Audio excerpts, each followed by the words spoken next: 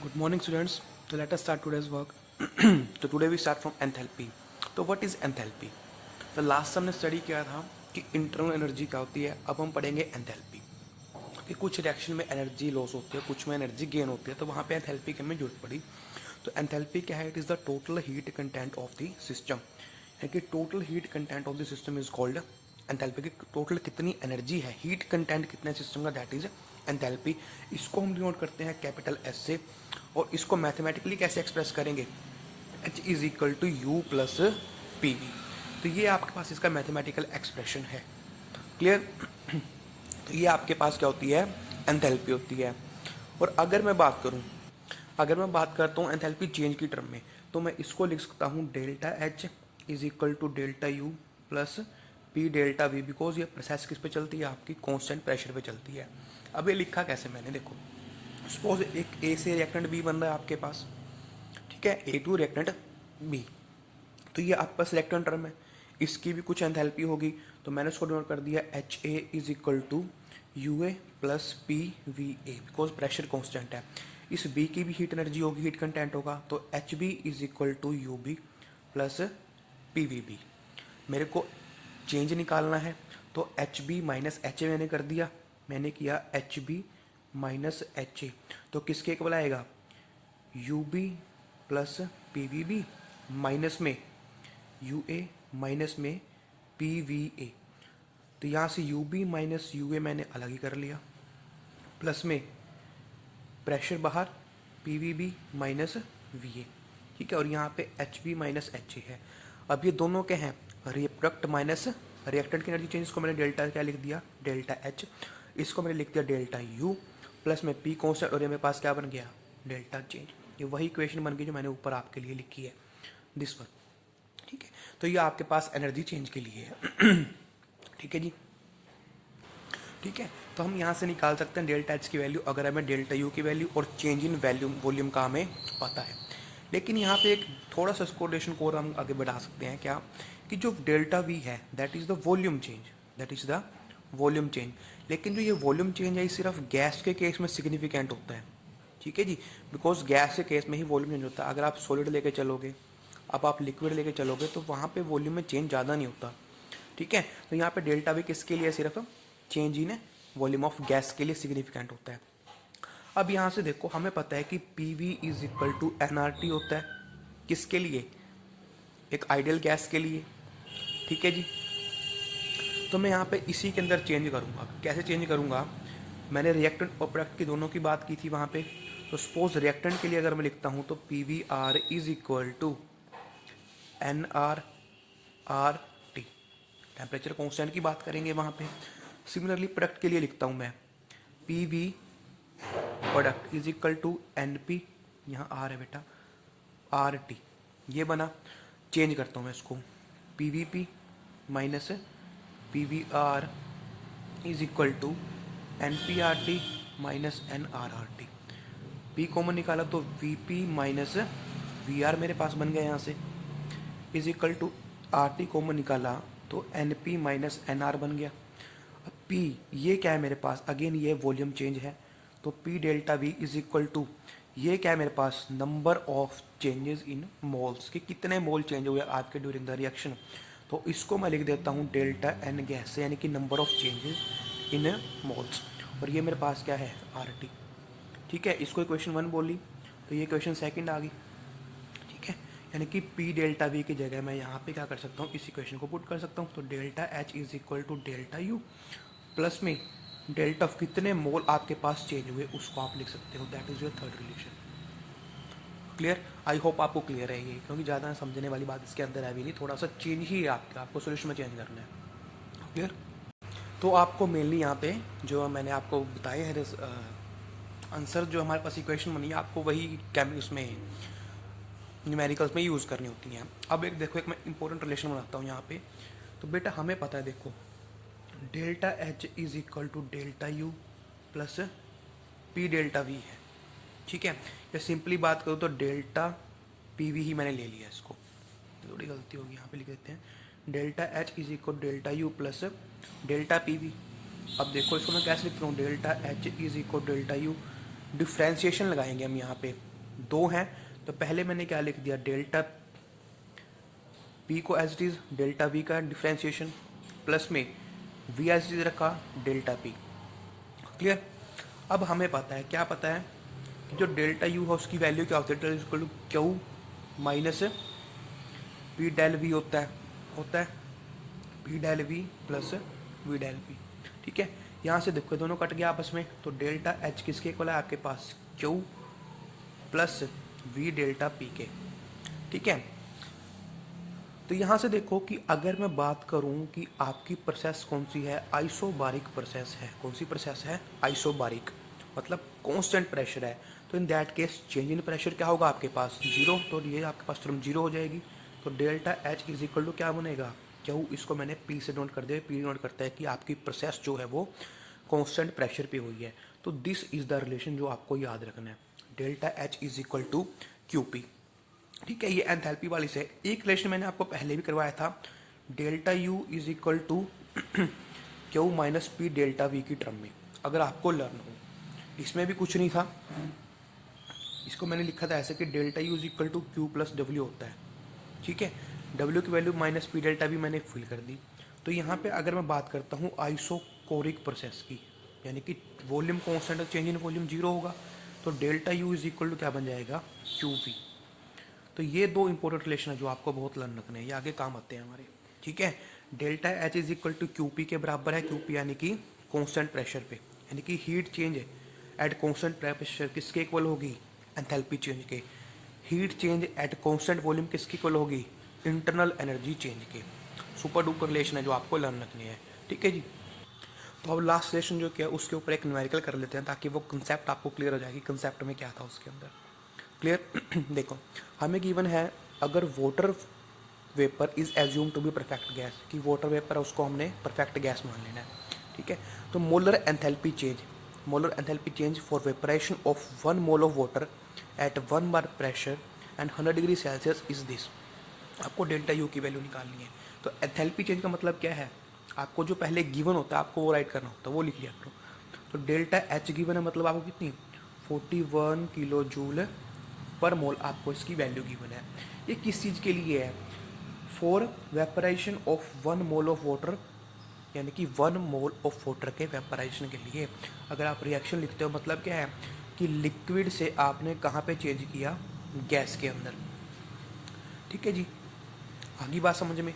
तो आपको टेम्परेचर भी गिवन है, कितना गिवन है, 100 डिग्री सेल्सियस। तो उसको आप कैल्विन में चेंज कर लोगे, that is 100 plus 273, 373 kelvin temperature आ गया आपके पास। आर की वैल्यू आपके पास कॉन्स्टेंट होती है, दैट इज 8.314 10⁻⁻3। ठीक है, ये मैंने किलो जूल में ही ले ली। किलो जूल में क्यों ली, बिकॉज जो एनर्जी है ये मेरे पास किलो जूल में ही है। ठीक है, तो क्या हमें पता है कि 8.314 किस में होती है, जूल में। किलो में कन्वर्ट करने के लिए क्या करूँगा, इसको 1000 से डिवाइड करूँगा, इस तरह से किलो जूल में मैंने इसको चेंज कर लिया। ठीक है, तो अब मेरे को क्या निकालना है, डेल्टा यू की वैल्यू मेरे को निकालनी है। तो रिलेशन आपको पता होना चाहिए, delta H is equal delta U. यहाँ पे मोल चेंज की बात होगी, जो कि स्टेट चेंज हुई है तो मोल चेंज की बात करेंगे। तो delta N G R T ये गिवन है आपको। अब देखो निकालना क्या आपको, डेल्टा यू। तो डेल्टा यू किसके इक्वल आएगा, delta H minus delta N G R T के। ठीक है, अब देखो डेल्टा एच की वैल्यू आपको गिवन है, दैट इज 41 माइनस, अब ये change in number of moles हैं, तो ये आप कैसे निकालोगे। अब कुछ बच्चे ऐसे कर सकते हैं कि यहाँ भी 1 मोल है, यहाँ भी 1 मोल है, तो 1 माइनस 1 मोल कितना हो गया, 0, नो वॉल्यूम चेंज। लेकिन मैंने आपको बताया कि वॉल्यूम चेंज सिर्फ सिग्निफिकेंट है गैस में। तो जब लिक्विड या सॉलिड होगा ना, तो वहाँ पे आप मोल गिनोगे नहीं उसको, आप क्या मान के चलोगे कि यहाँ पे 0 मोल है।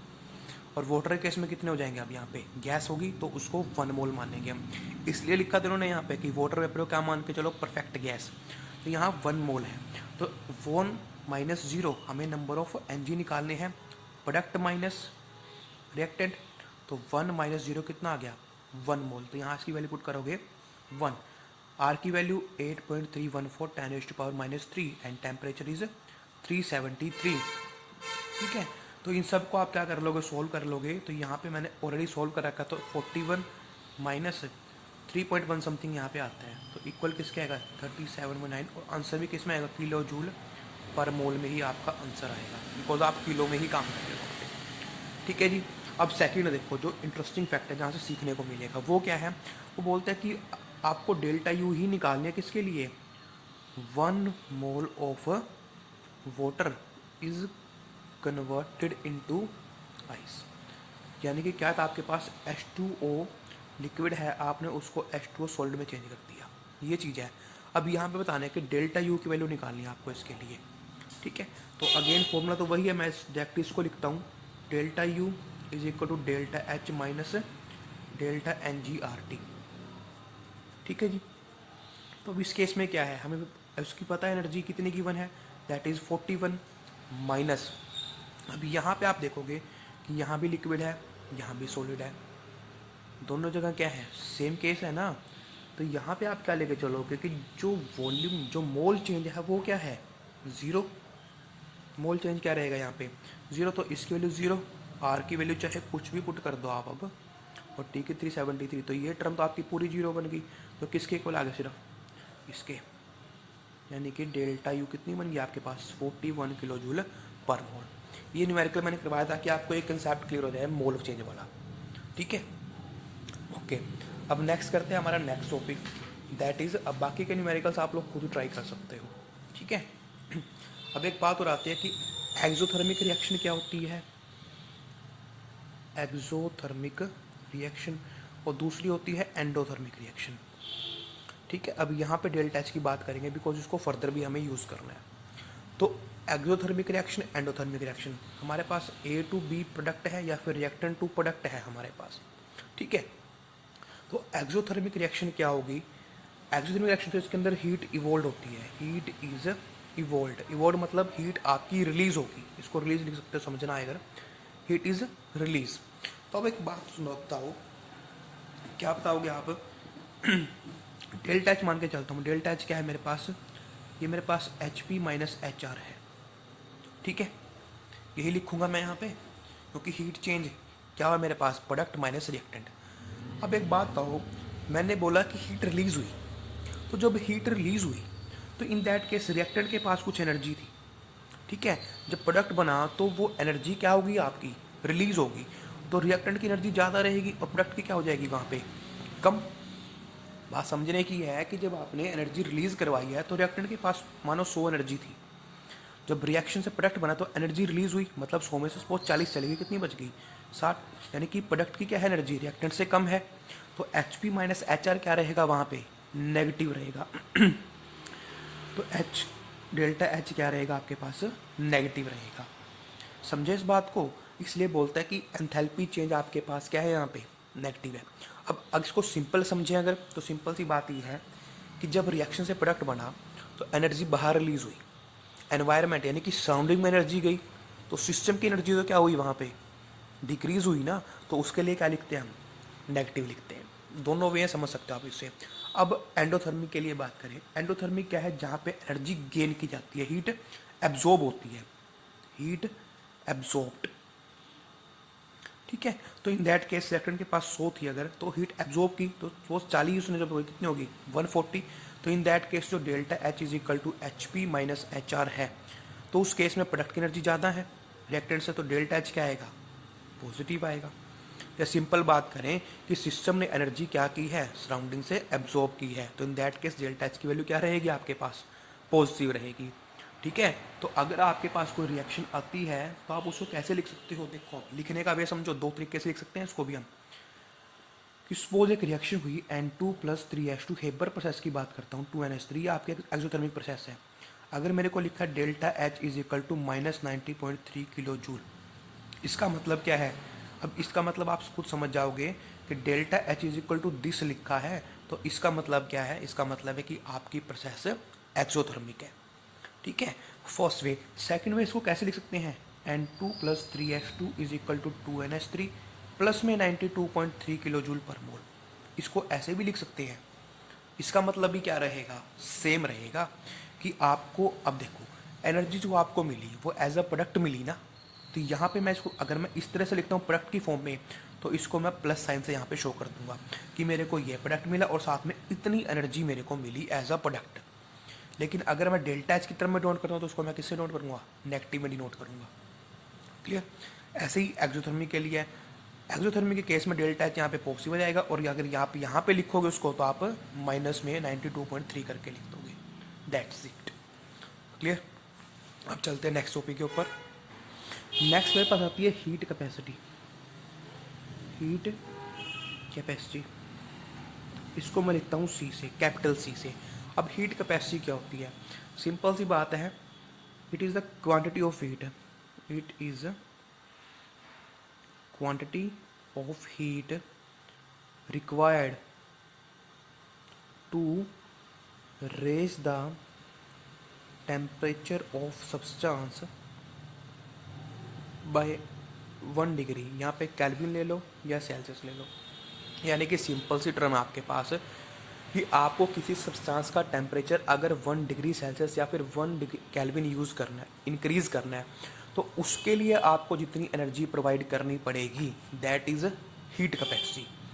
समझे, कोई बात ज़्यादा बड़ी बात नहीं है। तो अगर मैं इसको क्यू से नोट करता हूँ कि क्यू मेरे पास क्या है, वो एनर्जी है जो मैंने सप्लाई की, तो हीट कैपेसिटी क्या हो जाएगी, सी। ठीक है। अब समझे, यहाँ पे थोड़ा सा मोल्डिंग करूँगा मैं। तो it is the quantity of heat required to raise the temperature substance by 1 degree kelvin या फिर 1 डिग्री सेल्सियस। अब यहाँ पे केल्विन सेल्सियस एक ही चीज़ है। सपोज आपने 0 डिग्री सेल्सियस था, आपने उसको 1 डिग्री सेल्सियस कर दिया तो 1 केल्विन बढ़ा। अगर मैं इसको केल्विन की टर्म में लिखूँ तो 273 से कितना हो गया, 274 केल्विन। तो यहाँ भी कितना हुआ, 1 ही केल्विन इंक्रीज हुआ ना। तो सेल्सियस और केल्विन एक ही चीज़ है यहाँ पे, अगर चेंज की बात करेंगे। तो क्यू इज इक्वल टू, मैंने मान लिया क्यू वो हीट है जो मैंने उसको प्रोवाइड की, तो इन दैट केस अगर उसने 1 केल्विन को बढ़ाया है तो वहाँ पे क्या बन जाएगी, वो सी। तो उसको हम सी भी बोल देंगे, तो that is the heat capacity. ठीक है। तो लेकिन अगर हम इस रिलेशन को जनरलाइज करें, ये किसके लिए है, 1 केल्विन के लिए। अगर मेरे को 2 केल्विन बढ़ाना है तो उस केस में क्या करूँगा, मैं इसको एनर्जी को डबल कर दूंगा, यानी कि C इंटू 2 कर दूंगा। अगर मेरे को 3 बढ़ाना है तो C इंटू 3 कर दूंगा, नहीं कर दूंगा। तो अगर मेरे को डेल्टा टी का चेंज लेके आना है, ठीक है, तो in that case C into क्या रहेगा, डेल्टा टी। तो this is your relation for heat capacity. अब डेल्टा टी की वैल्यू आप 1, 2, 3, 4 कुछ भी पुट कर सकते हो। तो एक जनरलाइज रिलेशन बन गया किसके लिए, हीट कैपेसिटी के लिए। और हीट कैपेसिटी ये है आपकी C। ठीक है। और ये क्या आपके पास टोटल हीट रिक्वायर्ड। समझे बात यहाँ पे, दैट इज योर रिलेशन। अब बात करते हैं, इसको 2 टर्म में डिवाइड करते हैं। जहाँ पे आप सी को लिख सकते हो, c is equal to q by delta t भी आप लिख सकते हो। ठीक है, इसमें कोई प्रॉब्लम नहीं है। अब बात करते हैं 2 टर्म। क्या बात करेंगे, इसको हम डिवाइड करते हैं तो स्पेसिफिक हीट कैपेसिटी में, स्पेसिफिक हीट कैपेसिटी, और दूसरी बात करूँगा मैं मोलर हीट कैपेसिटी की, मोलर हीट कैपेसिटी। अब इन दोनों में चेंज क्या है, देखो क्यू आपके पास किसके इक्वल है, सी के इक्वल है। तो ये आपके पास है जब आपने किसी भी सब्सटेंस का टेम्परेचर 1 डिग्री बढ़ाया, 1 डिग्री इंक्रीज़ किया। लेकिन अगर आप सब्सटेंस की वैल्यू कितनी है, 1 ग्राम, कितनी है, ओनली 1 ग्राम, तो उस टाइम पे जो आपकी हीट कैपेसिटी होगी उसको क्या बोल देंगे, स्पेसिफिक हीट कैपेसिटी बोल देंगे। यानी कि जितनी एनर्जी आपने प्रोवाइड की, किसके लिए, 1 ग्राम सब्सटेंस का टेम्परेचर 1 डिग्री केल्विन बढ़ाने के लिए, तो उस केस में ये हमारे पास क्या बन जाएगी, स्पेसिफिक हीट कैपेसिटी। और इसको डिनोट करते हैं CS से। समझे बात को, कोई बड़ी गेम नहीं है। Q is equal to CS मेरे पास बन जाएगा यहाँ से। ठीक है। इन दैट के जो आपकी हीट कैपेसिटी थी, अगर आप 1 ग्राम के लिए यूज़ करो तो आपकी स्पेसिफिक हीट कैपेसिटी बन जाएगी। सिमिलरली अगर टेम्परेचर मेरे को ज़्यादा प्रोवाइड करना है तो डेल्टा टी बन जाएगा। ठीक है। और मास 1 ग्राम था, अगर मेरे को 2 ग्राम चाहिए तो मैं मास से भी क्या कर सकता हूँ, ऐसे मल्टीप्लाई कर सकता हूँ। तो ये आपके पास सिंपल सा रिलेशन, आई थिंक आपको क्लियर हो गया होगा। इसी तरह से मैं मोलर हीट कैपेसिटी की बात करूँगा, तो मोलर है तो एक 1 मोल की बात करूँगा यहाँ पे। तो इन दैट केस मेरे पास क्या बन जाएगी, specific heat capacity, sorry heat capacity क्या बन जाएगी, मोलर हीट कैपेसिटी। इसको मैं लिखता हूँ CM से। क्लियर। तो यहाँ पे वही है, अगर टेम्परेचर ज़्यादा चेंज करना है तो डेल्टा टी लगा दो, और अगर मोल की बात करें तो यहाँ पे N लगा दो। तो ये मेरे पास क्या बन गई यहाँ पे, मोलर हीट कैपेसिटी। ठीक है जी। स्पेसिफिक हीट कैपेसिटी ये CS है, मोलर हीट कैपेसिटी ये M है, CM है। और ये क्या है, क्यू, जो क्यू की बात कर रहा हूँ ना मैं, क्यू वो टोटल हीट है जो आपने उसको प्रोवाइड की है। ठीक है जी। अब बात करते हैं मेन चीज़ जहाँ पे हमें आना है, CP और CV। CP और CV की बात करेंगे। ठीक है। तो भाई अगर मेरे को इसे टोटली हीट कैपेसिटी को 1 ग्राम के लिए स्पेसिफिक हीट कैपेसिटी में लिखना है तो इसकी वैल्यू तो मैं 1 लेके चलूँगा, तो उस केस में सी एस डेल्टा टी बचेगा। और अगर मैं यहाँ पे 1 मोल की ही बात करूँगा तो वहाँ पे मेरे पास सी एम डेल्टा टी बचेगा। अब इन दोनों को लर्न रखोगे आप, ठीक है। अब बात करते हैं, देखो इस क्यू की ही बात करेंगे, ठीक है।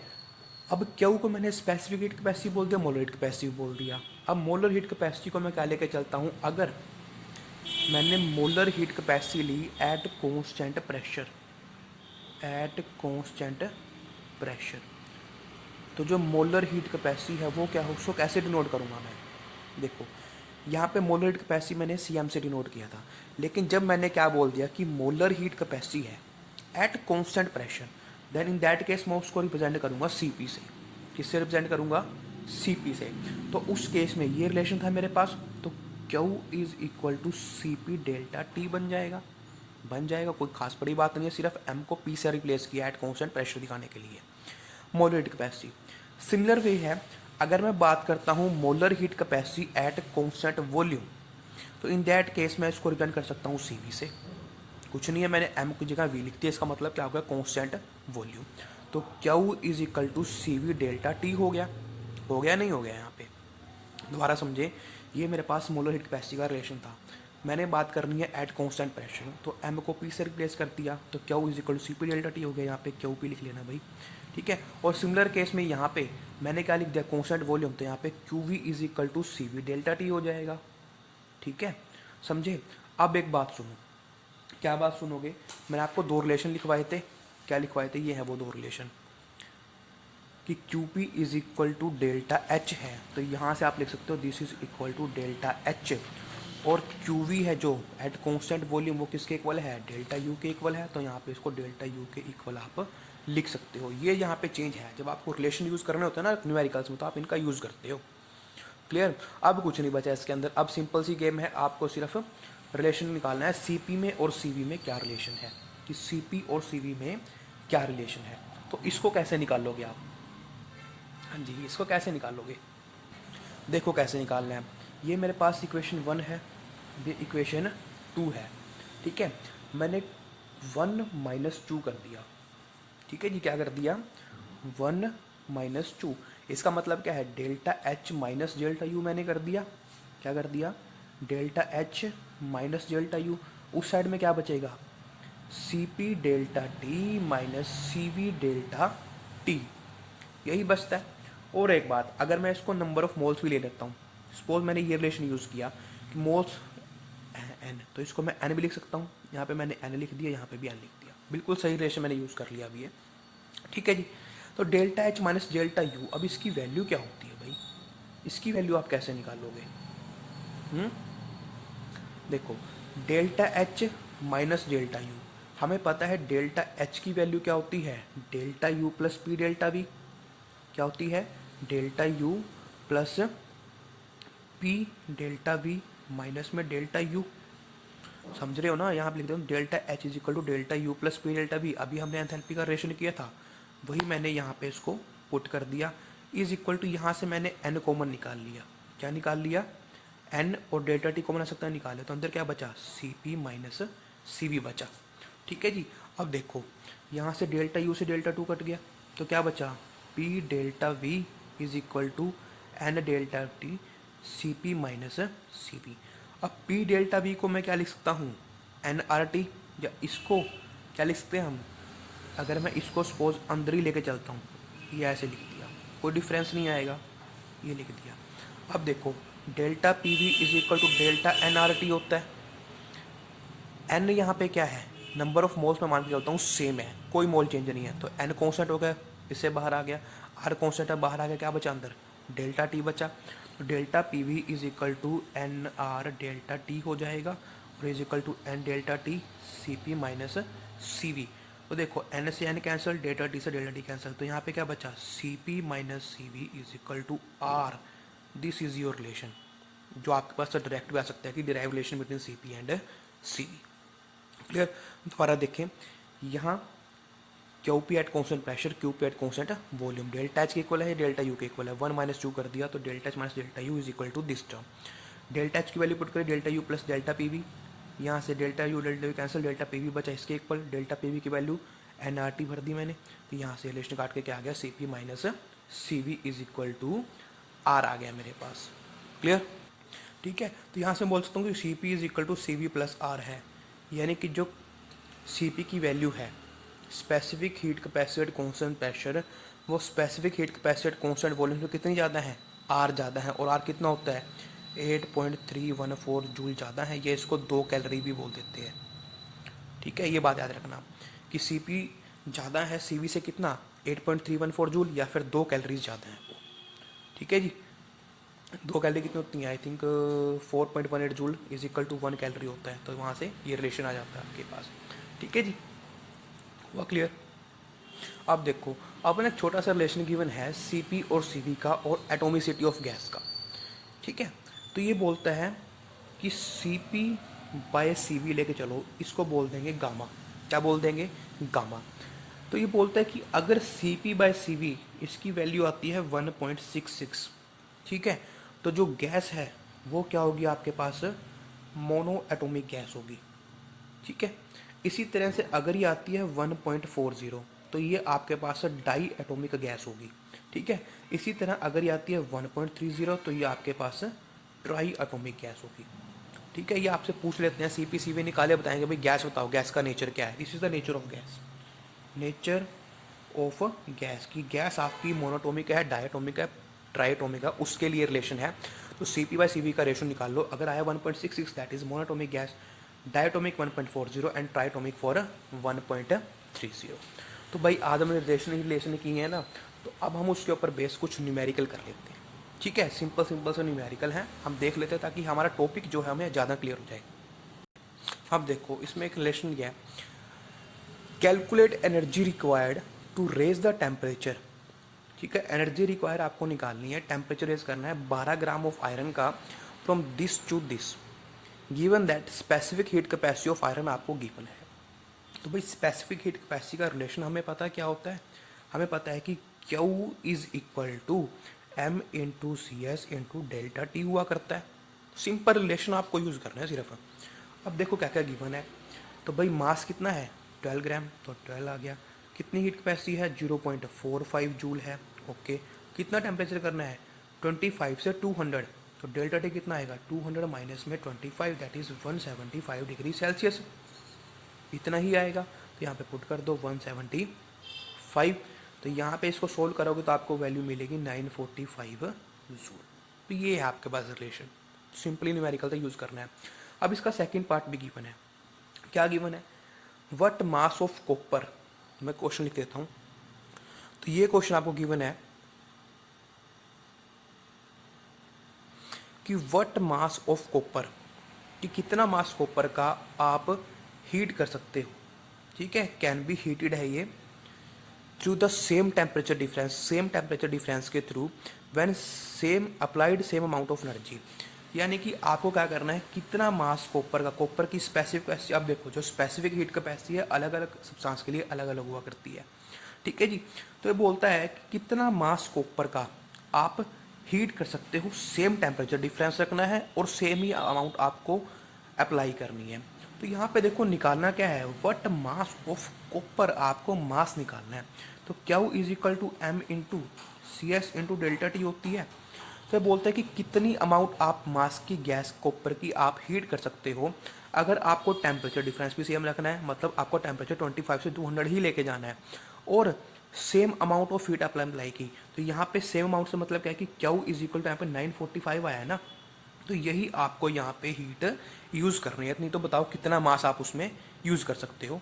ठीक है, तो सिंपल सी बात, आपको M की वैल्यू निकालनी है, Q की वैल्यू 945 गिवन है, M निकालना है, CS 0.385 यूज़ है, और डेल्टा टी आपके लिए अगेन क्या रहेगा 175। तो इसको यूज़ करोगे तो मास अप्रोक्सीमेटली आपके पास 14 ग्राम के आसपास आएगा। ठीक है जी, तो ये था आपका फर्स्ट न्यूमेरिकल। क्लियर?